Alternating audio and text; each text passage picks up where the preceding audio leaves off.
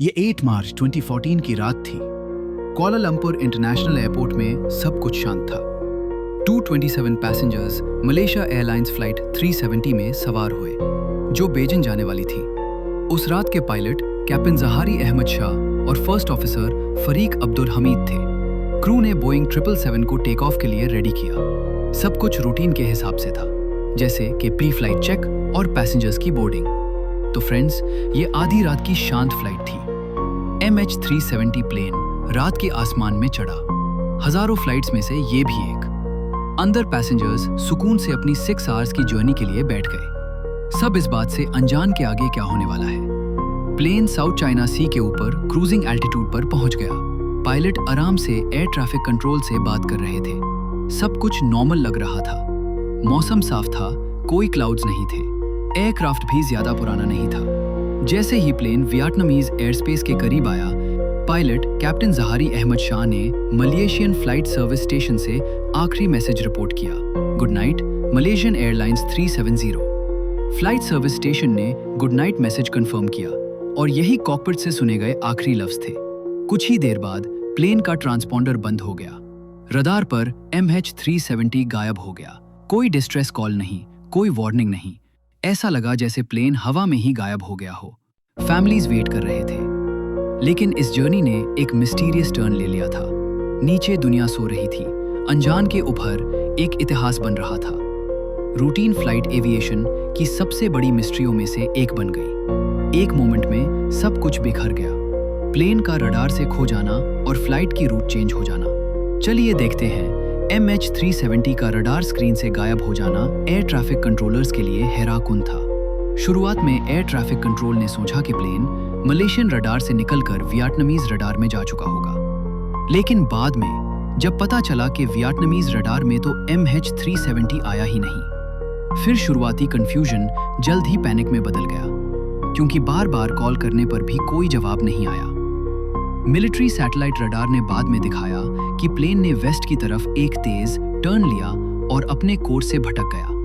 फिर ये मले पेनिनसुला से गुजरा। सिविलियन रडार पर भी ये इनविजिबल था, जैसे वहां था ही नहीं। फिर मिलिट्री रडार से पता चला कि फ्लाइट MH370 इंडियन ओशन के ऊपर साउथ की तरफ मोड़ गया। 7 घंटे तक प्लेन के सैटेलाइट सिस्टम ने ऑटोमेटेड पिंग्स भेजे। ऑटोमेटिक पिंग्स एक तरह के डिजिटल हैंडशेक्स या चेक-इन्स होते हैं जो प्लेन सैटेलाइट्स को भेजता है। ये इसका बस आखिरी निशान था। आखिरी पिंग सुबह 8:19 को आया। उसके बाद बस खामोशी। रिसर्च एनालिसिस से पता चला कि प्लेन का फ्यूल खत्म हो गया और वो सदर्न इंडियन ओशन में क्रैश हो गया। इन सब बातों ने थियरीज बनाई। ट्रांसपॉन्डर का ऑफ होना 2 रीजंस बता सकता था। एक के ट्रांसपॉन्डर का किसी टेक्निकल इशू की वजह से खराब हो जाना, या दूसरा ये कि जानबूझकर ट्रांसपॉन्डर को ऑफ कर देना। जानबूझकर किए गए कोर्स चेंज और बंद किए गए कम्युनिकेशंस ने एक प्लान्ड एक्ट की तरफ इशारा किया, ना कि किसी एक्सीडेंट की तरफ। कंट्रोल में कौन था? ये रास्ता क्यों लिया? मकसद क्या था? और इसके पीछे का इंसान कौन है? ये सब अभी भी एक राज बना रहा। एक मॉडर्न एयरलाइनर बिना किसी निशान के गायब हो गया। दुनिया के पास जवाब से ज्यादा सवाल थे। MH370 की किस्मत पॉसिबिलिटीज का एक भूल भुलैया था। दुनिया को बस सोचने के लिए छोड़ दिया गया था। Search teams and rescue teams ने बहुत देखा, लेकिन बस फेलियर साथ था। MH370 की खोज एविएशन की हिस्ट्री में सबसे बड़ी बनी। दर्जन कंट्रीज शामिल हुई। ऑस्ट्रेलिया के अंदर में लाखों स्क्वायर किलोमीटर समंदर की छानबीन की गई। खराब मौसम और दूर के समुद्रों ने खोज को करीब नामुमकिन बना दिया था। पानी की सतह पर कुछ भी क्रैश से रिलेटेड डिल्यूटेड ऑयल का एविडेंस नहीं मिला। ध्यान गहरे समुद्र की तरफ बढ़ गया। रोबोटिक सबमरीन्स ने ओशन फ्लोर का मैप बनाया, लेकिन फ्लाइट का मलबा रबल नहीं मिला। सालों और लाखों खर्च करने के बाद 2017 में ऑफिशियल सर्च बंद कर दी गई। परिवारों का दिल टूट गया। जवाब अब भी उनकी पहुंच से दूर थे। समंदर ने अपने राज छुपा रखे थे। दुनिया की सबसे अच्छी टेक्नोलॉजी भी उस विशाल समंदर के सामने बेबस थी। फिर जुलाई 2015 में डेब्री मिली। MH370 का एक पंख का टुकड़ा रियूनियन आइलैंड पर भकर आया, जो सर्च एरिया से हजारों किलोमीटर दूर था। यह क्रैश का पहला कंफर्म्ड प्रूफ था। और भी दूसरे पार्ट्स, इंजन के कुछ कैबिन कंपोनेंट्स अफ्रीका के तटों पर मिले। हर टुकड़ा प्लेन को कंफर्म कर रहा था, लेकिन यह नहीं बताता कि प्लेन क्यों गायब हुआ। ब्लैक बॉक्स नहीं मिलने पर बहुत सी थ्योरीज सामने आई। कैप्टन जहारी ने जानबूझकर क्या किया था? उन्होंने अपने घर के फ्लाइट सिमुलेटर पर एक ऐसे ही रूट का सिमुलेशन किया था जो MH370 के एक्चुअल डाइवर्टेड पाथ से मिलता जुलता था। क्या ये एक प्लान्ड मर्डर सुसाइड था? उनकी फैमिली ने इनकार किया है। टेक्निकल मैलफंक्शंस? क्या प्लेन में कोई टेक्निकल फॉल्ट हुआ था?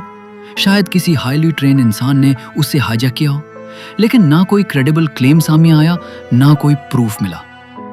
इन्वेस्टिगेटर्स ने इस थियरी को कंसीडर किया, मगर किसी स्ट्रॉन्ग एविडेंस के बिना ये सिर्फ एक गेस ही रह गया। क्या फायर या onboard emergency?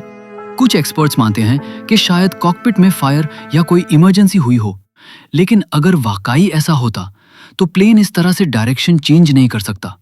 Control turn suggest करते हैं कि किसी ने कॉन्शियसली उससे स्टीयर किया। या फिर कॉन्स्पिरेसीज और स्पेकुलेशंस।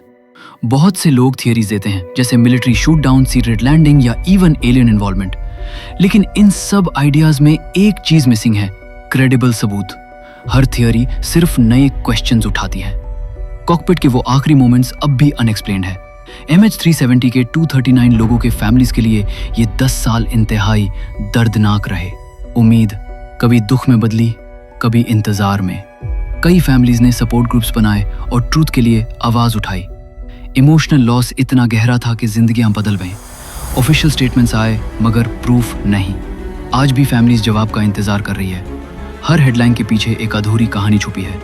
MH370 एक सिंबल बन गया है प्यार, लॉस और अनसॉल्व्ड सवालों का। ग्लोबल ट्रैकिंग के जमाने में भी एक मॉडर्न एयरक्राफ्ट का यूं वैनिश हो जाना एविएशन सेफ्टी की बड़ी कमी को दिखाता है। नए रेगुलेशंस आए, जैसे फ्रीक्वेंट लोकेशन अपडेट्स और बेटर ब्लैक बॉक्स टेक, मगर राज अभी भी सुलझा नहीं। MH370 हमें याद दिलाता है कि टेक्नोलॉजी पावरफुल है, लेकिन नेचर और अनसर्टेनिटी उससे भी ज्यादा। जब तक ब्लैक बॉक्स नहीं मिलता, ये फ्लाइट मिस्ट्री ही रहेगी। अगर आपको ये वीडियो इन्फॉर्मेटिव लगा हो तो लाइक करना ना भूलें। इस वीडियो को शेयर करके आप हमें सपोर्ट कर सकते हैं और नॉलेज IQ को सब्सक्राइब करें ताकि आपको मिलती रहें ऐसी ही डीपली रिसर्च्ड और थॉट प्रोवोकिंग वीडियोस। मिलते हैं अगले वीडियो में, तब तक के लिए सोचते रहें, सीखते रहें।